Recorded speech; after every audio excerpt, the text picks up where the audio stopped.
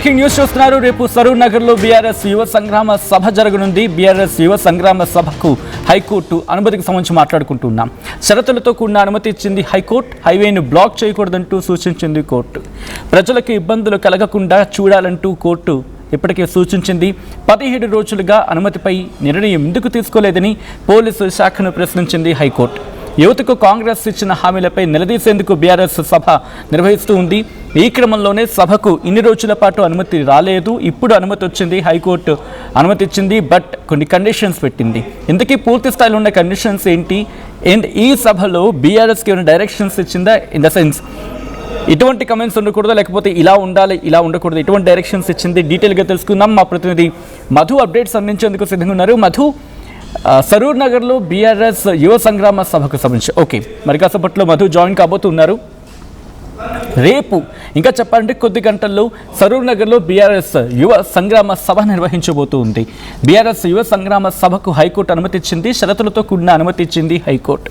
హైవేను black చేయొద్దు అంటూ కూడా డైరెక్షన్స్ని పాస్ చేసింది హైకోర్టు. ప్రజలకు ఇబ్బందులు కలగకుండా చూడాలంటూ ఇటు కోర్టు సూచించింది. 17 రోజులుగా అనుమతి రాలేదు. 17 రోజులుగా అనుమతి ఇవ్వలేదు పోలీసు శాఖ. దీంతో ఎందుకు పర్మిషన్ ఇవ్వలేదు, అనుమతిపై ఎందుకు నిర్ణయం తీసుకోలేదు, ఏదో ఒక నిర్ణయం చెప్పాలి కదా, ఎందుకు తీసుకోలేదు అంటూ కూడా పోలీసు శాఖను ప్రశ్నించింది హైకోర్టు. యువతకు కాంగ్రెస్ ఇచ్చిన హామీలపై నిలదీసేందుకు బీఆర్ఎస్ సభ నిర్వహిస్తూ ఉంది. మరి ముఖ్యంగా యువతకు ఇచ్చిన హామీల విషయంలో ఎందుకు నెరవేర్చలేదు, ఇటు శాంతియుతంగా మేము ఇక్కడ నిరసన చేసుకుంటాం, నిరసన చేపడతాం అంటూ సభను నిర్వహించుకుంటున్నామంటూ బీఆర్ఎస్ ఇటు కోర్టు దృష్టికి తీసుకెళ్ళినట్టుగా తెలుస్తూ ఉంది. దీంతోపాటు మేము రాజ్యాంగబద్ధంగానే మేము సభ నిర్వహించుకుంటాం, ఎటువంటి శాంతి సమరస్యానికి ఇబ్బంది తలెత్తకుండా మేము సభ నిర్వహించుకుంటామని చెప్పి ఇటు కోర్టు దృష్టికి తీసుకువెళ్ళింది బీఆర్ఎస్. దీంతో కొన్ని షరతులతో కూడిన డైరెక్షన్స్, కొన్ని షరతులతో కూడిన అనుమతి ఇచ్చింది హైకోర్టు. ఇంతకీ ఆ కండిషన్స్ ఏంటి, ఏ ఉన్నాయి డీటెయిల్గా తెలుసుకుందాం. సో దీని మీద మీరు విజువల్స్ చూస్తూ ఉన్నారు. సరూర్ నగర్లో సభకు సంబంధించి ఏర్పాట్లు జరుగుతూ ఉన్నాయి. స్టేజ్ని సెట్ చేస్తూ ఉంది బీఆర్ఎస్. ఎప్పుడైతే కోర్టు నుంచి అనుమతి వచ్చిందో వెంటనే ఆ ఏర్పాట్లను శరవేగంగా చేస్తూ ఉన్నారు. ఎందుకంటే ఇక్కడ ఆ విజువల్స్ చూడండి, ఎంతవరకు కాస్త నెమ్మదిగా మందకొడిగా జరిగాయి పనులు, కానీ ఇప్పుడు మాత్రం శరవేగంగా జరుగుతున్నాయి. ఎందుకంటే ఆఖరి నిమిషంలో పర్మిషన్ రావడం, కోర్టు పర్మిషన్ ఇవ్వడం, దీంతోపాటు ఎటువంటి ఇబ్బందులు కలగకుండా, ప్రజలకు ఇబ్బంది కలగకుండా సభ నిర్వహించుకో అని చెప్పి హైకోర్టు చెప్పడంతో హైకోర్టు డైరెక్షన్లో పర్మిషన్ వచ్చింది కాబట్టి మరింత జాగ్రత్తగా ఆచితూచి అడుగులు వేసుకుంటూ ఏర్పాట్లు చేసుకుంటుంది బీఆర్ఎస్. ఇప్పటికే షామియాస్ను వాటిని బిల్డ్ చేసుకుంది, ఇప్పటికీ డైరెక్షన్స్ ఇచ్చుకుంది కార్యకర్తలకి. కోర్టు ఇచ్చిన డైరెక్షన్స్ని కార్యకర్తలకు పాస్ ఆన్ చేసింది. వాటికి తదనుగుణంగా నడుచుకుంటూ సభ నిర్వహించుకోవాలి, ఎటువంటి ఇబ్బందులు కలగకుండా అంటూ చెప్పుకొచ్చింది. యువతకు సంబంధించి బీఆర్ఎస్ యువ సంగ్రామ సభ రేపు సరూర్ నగర్లో నిర్వహించబోతూ ఉంది. కాంగ్రెస్ యువతకిచ్చిన హామీల విషయంలో ప్రస్తుతం నిలదీయబోతున్నాం అంటూ బీఆర్ఎస్ చెప్పుకొస్తోంది. ఈ క్రమంలో కాంగ్రెస్ యువతకిచ్చిన హామీ ఏంటి, ఖాళీగా ఉన్న 30 లక్షల ప్రభుత్వ ఉద్యోగాలను యుద్ధ ప్రాతిపదికన భర్తీ చేస్తామని చెప్పుకొచ్చింది. దాంతోపాటు అనేక అంశాలు కూడా ఉన్నాయి. నేరుగా గ్రౌండ్కి వెళ్ళిపోయే ప్రయత్నం చేద్దాం. మరి కాసేపట్లో మా ప్రతినిధి మధు లైవ్లో జాయిన్ కాబోతున్నారు. సో దాని మీద మాట్లాడుకుంటున్న సందర్భం, గత కొద్ది రోజులుగా కాళేశ్వరం ఇష్యూ ఇటు తెలంగాణలో ఇటువంటి హాట్ టాపిక్గా మారిందో మనం చూసాం. మేడిగడ్డ సెంట్రిక్గా అక్కడ వాటర్ అంశం, మేడిగడ్డ 2 పిల్లర్లు కుంగితే వాటర్ని ఎందుకు ఎత్తిపోయటం లేదు అనేది ఇప్పుడు ఈ అంశం తీరు చర్చనీయాంశంగా మారుతున్న సందర్భంలో కాళేశ్వరం చుట్టూతా రాష్ట్ర రాజకీయాలు జరుగుతున్న క్రమంలో ఇప్పుడు యువత విషయంలో, ఎందుకంటే యువ వికాసం అంటూ కాంగ్రెస్ హామీలు ఇచ్చింది. దాంట్లో ఏంటి, అధికారంలోకి రాగానే ఖాళీగా ఉన్న 2 లక్షలకు పైగా ప్రభుత్వ ఉద్యోగాలను మొదటి ఏడాదిలోనే భర్తీ చేస్తామని చెప్పి ప్రకటించుకొచ్చింది. దాంతోపాటు అర్హులైన నిరుద్యోగ యువతకు కనీసం అంటే వాళ్ళకు ఉద్యోగం వచ్చే వరకు నెలకు 4,000 రూపాయల నిరుద్యోగ భృతి ఇస్తామని చెప్పి హామీ ఇచ్చింది. విద్యార్థులకు భరోసానిచ్చింది. అంటే డిగ్రీ కావచ్చు, ఇంజనీరింగ్ చదివే ప్రతి విద్యార్థికి విద్యా భరోసా కార్డు ద్వారా 5 లక్షల రూపాయల వరకు ఆర్థిక సాయం అని చెప్పి, దాంతోపాటు ఫీజు రీఎంబర్స్మెంట్ అందిస్తామని చెప్పి చెప్పుకొచ్చింది. ఇలా వీటి గురించి ఈ అన్ని అంశాలను, దాంతోపాటు బీఆర్ఎస్ ఈ మధ్య చెబుతున్న మాట ఏంటి? 420 అంటే 420 హామీలు ఇచ్చింది. ఆ హామీల విషయంలో ఎంత నిక్కచ్చిగా ఉందో కాంగ్రెస్ ప్రభుత్వమే ఇటు ఆత్మపరిశీలన చేసుకోవాలని చెప్పి ప్రశ్నను సంధిస్తూ ఉంది. ఇంగ్లీష్లో చెప్పాలంటే 420 హామీలు అంటూ ఉంది బీఆర్ఎస్. మరి దీని మీద కాంగ్రెస్ కూడా కౌంటర్ ఇస్తూనే ఉంది. రేపు సరూర్ నగర్ వేదికగా ఎటువంటి కమెంట్స్ ఇవ్వబోతూ ఉన్నారు, ఇన్ఫ్యాక్ట్ ఎటువంటి ఇష్యూస్ని లేకపోతే ఎటువంటి అంశాలని ఇటు బీఆర్ఎస్ చెప్పాలనుకుంటూ ఉంది, ఏం చెప్పబోతూ ఉంది, అండ్ అనుమతి వచ్చిన సందర్భంలో ఎటువంటి రెస్ట్రిక్షన్స్తో లేకపోతే ఎటువంటి డైరెక్షన్స్ హైకోర్టు ఇవ్వడం జరిగింది. డీటెయిల్గా ఇన్ఫర్మేషన్ అందించేందుకు మా ప్రతినిధి మధు సిద్ధంగా ఉన్నారు. మధు, ఇటు కోర్టు ఇచ్చిన డైరెక్షన్స్ ఏంటి, ఎటువంటి అంశాలు అంటే ఎటువంటి రిస్ట్రిక్షన్స్ ఇచ్చింది, ఎటువంటి డైరెక్షన్స్ పాస్ ఆన్ చేయడం జరిగింది హైకోర్టు బీఆర్ఎస్కి? అంటే ఇప్పటికే పోలీస్ డిపార్ట్మెంట్ నుంచి మల్కాజ్గిరి కమిషనరేట్కి సంబంధించినటువంటి దాని నుంచి కొన్ని అనుమతులకు సంబంధించి బీఆర్ఎస్ పార్టీని అడిగింది. ఫైర్ సేఫ్టీ, ట్రాఫిక్, తర్వాత పార్కింగ్కి సంబంధించినటువంటి సదుపాయం ఉందా, వీటన్నిటిని అడిగేటువంటి ప్రయత్నం చేసింది. ఇప్పుడే కోర్టు అనుమతి ఇచ్చింది. మాట్లాడదాం. ఆర్ఎస్ ప్రవీణ్ కుమార్ ఉన్నారు. ఆర్ఎస్ ప్రవీణ్ కుమార్ గారు, అంటే చాలా రోజుల నుంచి మీరు ప్రయత్నం చేస్తా ఉన్నాం. లైవ్లో ఉన్నాం మనం, లైవ్లో ఉన్నాం. కోర్టు అనుమతి ఇచ్చింది. ఏం చెప్తారు? ఇచ్చింది. ప్రభుత్వం ఎన్నో అబద్ధాలు చెప్పి కోర్టును తప్పుదో పట్టించే ప్రయత్నం చేసినా కూడా గౌరవ న్యాయమూర్తి గారు న్యాయం వైపు, ధర్మం వైపు, నిజం వైపు నిలబడ్డారు. మాకు చాలా ఆనందంగా ఉంది. రాజ్యాంగం వైపు నిలబడ్డారు.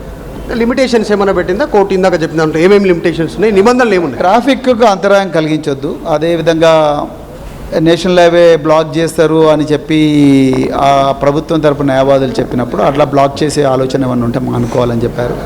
అదేవిధంగా ఇన్ఫ్లమేటరీ స్పీచెస్ అంటే జనాల లోపల అల్లకల్లోలని రేపే ఉపన్యాసాలు అనేది ఇవ్వకుండా ఆగాలి అని చెప్పారు. నిజానికి పార్టీకి అలాంటి సంస్కృతి లేదు, బీఆర్ఎస్ పార్టీకి. నిజానికి ఈ రెస్ట్రిక్షన్స్ అన్నీ కూడా రేవంత్ రెడ్డి గారి సభలకు వర్తిస్తాయి.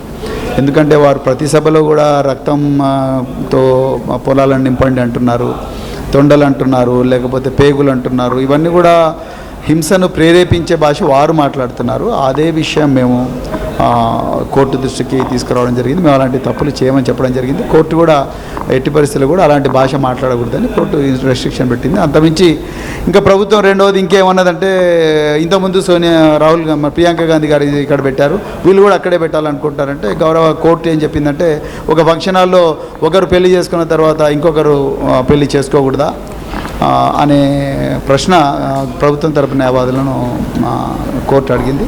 సో ప్రభుత్వం ఎన్ని అడ్డంకులు పెట్టాలని చూసినా కూడా ఇది తప్పకుండా సక్సెస్ఫుల్ అవుతుంది.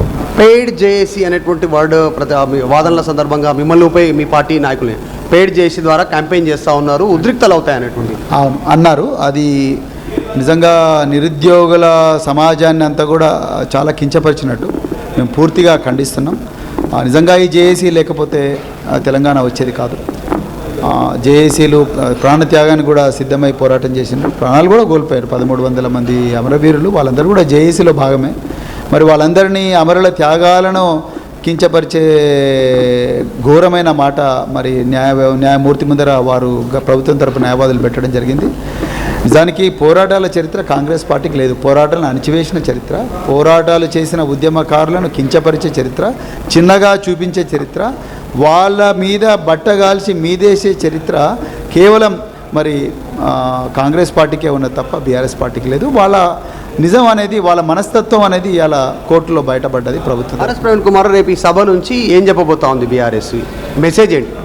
రేపు చూస్తారు కదా మా వర్కింగ్ ప్రెసిడెంట్ గారు ఏ విధంగా తెలంగాణ యువతకు ఏ విధంగా ఓదార్పునిస్తారు, అదేవిధంగా ఏ విధంగా ఒక ఉత్తేజపూరితమైన ఉపన్యాసం ఇచ్చి ఏ విధంగా వాళ్ళను రాబోయే రోజుల్లో ఈ తెలంగాణను ఈ దోపిడీ కాంగ్రెస్ పాలన నుండి ఏ విధంగా విముక్తి చేసుకోవాలనే విషయంలో వాళ్ళని ఏ విధంగా కార్యోన్ముఖులు చేస్తారనేది రేపు మీరు మా వర్కింగ్ ప్రెసిడెంట్ కేటీఆర్ గారి మాటల్లోనే వింటారు. Thank you. అయితే సభ సంబంధించినటువంటి ఏర్పాట్లు దాదాపు కంప్లీట్ అయిపోయాయి. లాస్ట్కు కోర్టు అనుమతి ఇచ్చినటువంటి పరిస్థితి. కాకపోతే కోర్టు ఈసారి కొన్ని షరతులను పెట్టడం జరిగింది. ట్రాఫిక్కి సంబంధించి వయలేషన్ ఉండొద్దు, తర్వాత కోర్టు అనుమతులు ఏవి ఇచ్చిందో యాజ్ ఇట్ ఈస్గా వాటిని ఇంప్లిమెంట్ చేయాలి. పార్కింగ్ సౌకర్యానికి సంబంధించిన విషయంలో ఇబ్బంది కలగొద్దు. నేషనల్ హైవే 7 ఇది జాతీయ రహదారి 7 కాబట్టి ఎవరికి ఇబ్బంది కలగొద్దు, హైవే దిగ్బంధనం జరగొద్దు అనేటువంటి. తర్వాత హేట్ స్పీచ్ ఉండొద్దు, రెచ్చగొట్టేటువంటి స్పీచ్ ఉండొద్దు. రేపు చాలామంది తెలంగాణ వ్యాప్తంగా కూడా వేల మంది నిరుద్యోగులు ఇక్కడికి రానున్నారు కాబట్టి రెచ్చగొట్టేటువంటి స్పీచ్ ఉండొద్దు అనేటువంటిది స్టేట్మెంట్ హైకోర్టు చేసింది. ఎర్రోల శ్రీనివాస్ ఉన్నారు, ఎర్రోల శ్రీనివాస్తో కూడా మాట్లాడదాం హైకోర్టు ఇచ్చినటువంటి తీర్పు నేపథ్యంలో. సో ఎర్రోల శ్రీనివాస్ గారు, హైకోర్టు కొన్ని నిబంధనలు పెట్టింది. ముందుగా గౌరవ న్యాయస్థానానికి మేము మనస్ఫూర్తిగా ధన్యవాదాలు తెలియజేస్తూ ఉన్నాం. ఎందుకంటే ఈ ప్రభుత్వము ఎన్ని రకాలుగా సభ జరగకుండా కుట్రలు చేసింది, కుయుక్తులు చేసింది, అడ్డుకోవాలని చూసింది, అనేక అడ్డంకులు చెప్పింది. అయినా కూడా మా నిరుద్యోగుల పక్షాన వాళ్ళ విన్నపాన్ని మన్నించి, పార్టీ పక్షాన మా విన్నపాన్ని మన్నించి ఇలా మాకు పర్మిషన్ ఇచ్చినందుకు మనస్ఫూర్తిగా ధన్యవాదాలు తెలియజేస్తూ ఉన్నాం. అయితే కాంగ్రెస్ పార్టీ ఇప్పటికీ 30 నెలల అనేక సార్లు మొట్టికాయలు వేసింది ఈ రాష్ట్ర ప్రభుత్వానికి. లగచెర్ల కావచ్చు, ఫార్మసిటీ రైతుల గురించి కావచ్చు, లగచెర్ల రైతుల గురించి కావచ్చు, హైడ్రా కావచ్చు, మూసి కావచ్చు, ఇవి ఒక్కటి కాదు చెప్పుకుంటూ పోతే ఒక 300-400 సంఘటనలు ఉంటాయి. అయినా ఈ ప్రభుత్వంలో ఎలాంటి మార్పు రాలేదు. ఇలా మేము ఏం అడుగుతున్నాం? ఇక్కడ ఏమైనా విధ్వంసం చేయడానికి వచ్చినామా, లేకుంటే ఏమైనా కులగొట్టడానికి వచ్చినామా? ఇక ఎందుకు వచ్చినాం? 2023లో మీ కాంగ్రెస్ పార్టీ మేము అధికారంలోకి వస్తే పాపం నిరుద్యోగులు అడగలేదు, వాళ్ళు డిమాండ్ చేయలేదు, దరఖాస్తు పెట్టలేదు, దండం పెట్టలేదు. మీకు మీరుగా మేము అధికారంలోకి వస్తే 2 లక్షల ఉద్యోగాలు ఏడాది లోపల భర్తీ చేస్తామని చెప్పిండ్రు. 10 పాస్ అయితే 10,000 ఇస్తాం, 11 పాస్ అయితే 12,000 ఇస్తాం, డిగ్రీ పాస్ అయితే 15,000 ఇస్తాం, పీజీ పాస్ అయితే 1,00,000 ఇస్తాం, పిహెచ్డి పాస్ అయితే 5 లక్షలు ఇస్తాం. అదేవిధంగా విద్యా భరోసా కార్డు ఇస్తాం, 10 లక్షల వరకు రుణం తీసుకుంటే మిత్తి లేకుండా ఇస్తామని చెప్పిండ్రు. ఇక్కడ ప్రైవేట్ ఉద్యోగాలలో ప్రైవేట్ కంపెనీలలో 75% లోకలకే కల్పిస్తామని చెప్పి రేపు సభ నుంచి అడగబోతున్నా. తర్వాత ఇంకా మీ మెసేజ్ ఏముండనుంది? ఈ సభ ఉద్దేశం పార్టీ పరంగా ఇవన్నీ క్వశ్చన్ చేస్తారు, ఎట్లాగో మీరేం చెప్పాలనుకుంటారు రేపు సభ? నేను ఏమంటున్నా, ఇవన్నీ ఇచ్చినటువంటి హామీలు ఇలా ఏడాది కాదు 3 ఏళ్ళు అయింది, మాట తప్పిండ్రు. ఇలా మేము ఇచ్చినటువంటి నోటిఫికేషన్లకు ఆర్డర్ కాపీలు ఇచ్చుకొని 65,000 ఉద్యోగాలు మేమే ఇచ్చినామంటుండ్రు ప్రభుత్వానికి. కనీసం ఇంగిత జ్ఞానం చెప్పుకోవడానికన్నా అసలు ఎట్లొస్తుంది వీళ్ళకు మనసు? ఇలా మేము ఇచ్చినటువంటి నోటిఫికేషన్లకు మేము ఇంటర్వ్యూలు చేస్తే ఇలా వాటికి 65,000 మేమే ఇచ్చినామంటే మేము ఈ వేదిక నుంచి అడగబోతూ ఉన్నాం. ఈ రాష్ట్ర ప్రభుత్వానికి చిత్తశుద్ధి ఉంటే మీరు ఇచ్చినటువంటి మీరే నోటిఫికేషన్లు ఇచ్చి, మీరే ఎగ్జామ్ పెట్టి, మీరు ఎగ్జామ్ కండక్ట్ చేసి ఉద్యోగాలు ఇచ్చినటువంటి సంఖ్య ఏందో వైట్ పేపర్ రిలీజ్ చేయండి. కొద్దిసేపటి క్రితం ఎమ్మెల్సీ బల్మూర్ వెంకట్ ఇదే విషయాన్ని 64,000 ఉద్యోగాల చిల్లర మేము ఇచ్చినాము అనేటువంటి స్టేట్మెంట్ చేస్తాము. బల్మూరు వెంకట అంటోడు ఇక్కడ ఇప్పుడు సరూర్ నగర్ స్టేడియానికి వచ్చి మాట్లాడాలి. సరూర్ నగర్ స్టేడియంకి వచ్చి రేపా డెఫినెట్గా రావాలి. దమ్ము ధైర్యం ఉంటే, చిత్తశుద్ధి ఉంటే రావాలి. నిరుద్యోగుల పక్షాన కొట్లాడినటువంటి నిరుద్యోగులకు ఉద్యోగాలు వచ్చినాయి. 4 ఉద్యోగాలు వచ్చినాయి. ఎవడు మాట్లాడలేదు. వాడు నిరుద్యోగుల 50 లక్షల నిరుద్యోగస్తులటువంటి వాళ్ళ మొత్తం కాళ్ళు అరిగేదాకా, చెప్పులు అరిగేదాకా ప్రచారం చేయించుకొని వాళ్ళ పేరు మీద 4 ఉద్యోగాలు వచ్చినాయి తప్ప ఒరిజినల్గా ఏ నిరుద్యోగికి ఉద్యోగం రాలే. ఈ రాజకీయ నిరుద్యోగులు ఎవరైతున్నాయో వాళ్ళందరూ కూడా అమరవీరుల స్తూపంకి వస్తారా, రేపు ఈ సరూర్ నగర్ స్టేడియంకి వస్తారా, చర్చ పెట్టాలి దమ్ముంటే. 65,000 ఉద్యోగాలకు నోటిఫికేషన్లు మేమిచ్చినామా? మా నోటిఫికేషన్ మీరు ఆర్డర్ కాపీలు ఇచ్చిండ్రా? మీరు నోటిఫికేషన్లు ఇచ్చి ఆర్డర్ కాపీ ఇచ్చిండ్రా? చర్చకు సిద్ధమా అని మేము సవాల్ చేస్తూ ఉన్నాం. కేబినెట్లో 2 లక్షల ఉద్యోగాల నోటిఫికేషన్స్కి నిర్ణయం తీసుకోవాలనేటువంటి మీ పార్టీ డిమాండ్ చేస్తూ ఉంది. ఎమ్మెల్సీ షంబీపూర్ రాజు కొద్దిసేపటి క్రితం మాతో మాట్లాడారు. మీరు కూడా డిమాండ్ చేస్తారా? 2 లక్షల ఉద్యోగాలకు సంబంధించి కేబినెట్లో నిర్ణయం తీసుకోవాలా? స్టార్ట్ అయింది కేబినెట్ మీటింగ్. క్యాబినెట్కు చిత్తశుద్ధి ఉంటే, క్యాబినెట్కు లేదు, అది క్యాబినెట్ కానే కాదు, అది కలెక్షన్ క్యాబినెట్. క్యాబినెట్కు చిత్తశుద్ధి ఉంటే మీరు ఇచ్చినటువంటి 6 గ్యారంటీలు, 2 లక్షల ఉద్యోగాలు, 13 డిక్లరేషన్లు, 420 హామీల మీద ఒక వైట్ పేపర్ రిలీజ్ చేయండి. ముఖ్యంగా యువతకి ఇచ్చినటువంటి హామీల మీద మేము తప్పైంది అని చెంపలేసుకొని ఇప్పటికైనా 50 లక్షల నిరుద్యోగుల వాళ్ళని పొట్టన పెట్టుకుంది ఈ ప్రభుత్వం. వాళ్ళ జీవితాలను రోడ్ల మీదకి తెచ్చింది ఈ ప్రభుత్వం. కాబట్టి ఇక్కడ సరూర్ నగర్ స్టేడియం నుంచే కాంగ్రెస్ పతనం మొదలైంది. కాంగ్రెస్ పథం మొదలైంది. ఇంకా నిరుద్యోగులను కించపరిచే విధంగా అది ఏమంటారు కాదు అదేంటి పేడ్ చేసి అనేసి కనీసం అనేటోళ్ళకి సిగ్గుశరం ఉండాలి. పేడ్ చేసి నిరుద్యోగులు విద్యార్థులు కాదు, నిరుద్యోగులు కొట్లాడితే మీకు ఉద్యోగాలు వచ్చినాయి. ఇంకోటి ముఖ్యమంత్రి గారు వాళ్ళ క్యాబినెట్ అని అంటారు, ఇండియన్ ఎవడ ఇలా ప్రభుత్వం ఇరుకున పడబోతూ ఉంది. మీకు ఓట్లేసి గెలిపించినటువంటి పాపానికి మా నిరుద్యోగులు ఇందిని రాకి చచ్చిపోవాలా? వాళ్ళ శవాల మీద మీరు రాజకీయాలు చేస్తారా? కొంచెమన్నా ఈ రాష్ట్ర ప్రభుత్వానికి షేమ్ అనిపిస్తలేదా? ఇలా నిరుద్యోగులు ఇస్తే కదా అధికారం మీరు తీసుకున్నది. మీ కాంగ్రెస్ పార్టీ కార్యకర్తల కంటే ఎక్కువ పనిచేసిండ్రు. అసలు వాళ్ళ పుణ్యమాని ఇలా మీరు అధికారంలోకి వచ్చిండ్రు. కాబట్టి నిరుద్యోగులను కించపరిచే విధంగా మాట్లాడినా, విద్యార్థులను కించపరిచే విధంగా మాట్లాడినా ఊరుకునే సమస్య లేదు. డెఫినెట్గా మీ పతనం సరూర్ నగర్ స్టేడియం నుంచే మొదలైంది. రేపు ఈ జరగబోయే యువ సంగ్రామ సదస్సుకు తెలంగాణలో ఉన్నటువంటి నిరుద్యోగ యువతకు, యువకులకు, విద్యార్థులకు నేను అప్పీల్ చేస్తూ ఉన్నా, పెద్ద ఎత్తున ఈ సభకు తరలిరండి. ఈ కాంగ్రెస్ పార్టీ చేస్తున్నటువంటి మోసాలను, కాంగ్రెస్ పార్టీ చేస్తున్నటువంటి ఈ దౌర్జన్యాలను ఎండగడదాం. తప్పకుండా ప్రతి ఒక్కరు రావాలని మనస్ఫూర్తిగా కోరుకుంటాం. ఇది మొత్తానికి హైకోర్టు పర్మిషన్ ఇచ్చింది, కాకపోతే కొన్ని అనుమతులకు సంబంధించిన విషయంలో కొన్ని నిబంధనలు విధించింది. స్పీచ్ వయలేషన్ ఉండొద్దు, ట్రాఫిక్ ఇబ్బంది కలగొద్దు, అనుమతులు ఏమున్నాయో అనుమతుల ప్రకారమే జరగాలనేటువంటిది 18 రోజుల నుంచి ట్రై చేస్తే సభకు అనుమతి ఇచ్చింది. ప్రజాపాలన అని చెప్తున్నటువంటి వీళ్ళు ఈరోజు నియంత పాలన ఉంది అనేటువంటి స్టేట్మెంట్ కొద్దిసేపటి క్రితం చేశారు బీఆర్ఎస్ పార్టీ నాయకులంతా కూడా. రేపు పెద్ద ఎత్తున సభ స్పీచ్ ఉంది. ఈ సభకి ఈ వెనకాల ఉన్నటువంటి సభా ప్రాంగణానికి KTR, BRS party working president, మాజీ మంత్రి చీఫ్ గెస్ట్గా వస్తూ ఉన్నారు. అన్ని నియోజకవర్గాల నుంచి నిరుద్యోగులు రావాలనేటువంటి స్టేట్మెంట్ బీఆర్ఎస్ చేసింది. భారీ ఎత్తున ఏర్పాట్లు చేసినటువంటి పరిస్థితి ఉంది. సో చూడాలి, ఈరోజు కేబినెట్ సమావేశంలో అనుకూలంగా నిర్ణయం తీసుకోవాలని నిరుద్యోగుల విషయంలో అనేటువంటి డిమాండ్ కూడా బీఆర్ఎస్ చేస్తూ ఉంది. సచిన్. రైట్ మధు. సో మొత్తంగా అయితే మాత్రం బీఆర్ఎస్ సభకు రేపటి సభకు అనుమతి దక్కింది. రేపు సరూర్ నగర్ బీఆర్ఎస్ యువ సంగ్రామ సభకు సంబంధించిన బిగ్ బ్రేకింగ్ న్యూస్ చూస్తున్నారు. బీఆర్ఎస్ యువ సంగ్రామ సభకు హైకోర్టు అనుమతినిచ్చింది. షరతులతో కూడిన అనుమతి ఇచ్చింది హైకోర్టు. హైవేను బ్లాక్ చేయకూడదని సూచించింది కోర్టు. ప్రజలకు ఇబ్బందులు కలగకుండా చూడాలంటూ కోర్టు డైరెక్షన్స్ ఇచ్చింది. 17 రోజులుగా అనుమతిపై నిర్ణయం ఎందుకు తీసుకోలేదని పోలీసు శాఖను ప్రశ్నించింది హైకోర్టు. యువతకు కాంగ్రెస్ ఇచ్చిన హామీలపై నిలదీసేందుకు బీఆర్ఎస్ రేపు సభను ఏర్పాటు చేసింది.